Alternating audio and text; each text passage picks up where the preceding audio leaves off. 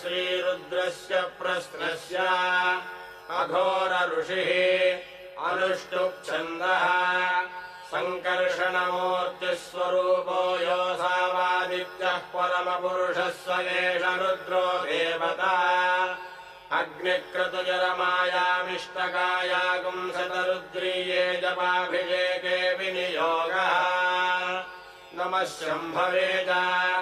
अग्निहोत्रात्मने अङ्गुष्ठाभ्याम् नमः मयो भवेद दर्शपूर्णमासात्मने तर्जनीभ्याम् नमः नमः शङ्कराय च चातुर्मास्यात्मने मध्यमाभ्याम् नमः मयस्कराय च निरूढपशुबन्धात्मने अनामिकाभ्याम् नमः नमः शिवाय च ज्योतिष्ठोमात्मने कनिष्ठिकाभ्याम् नमः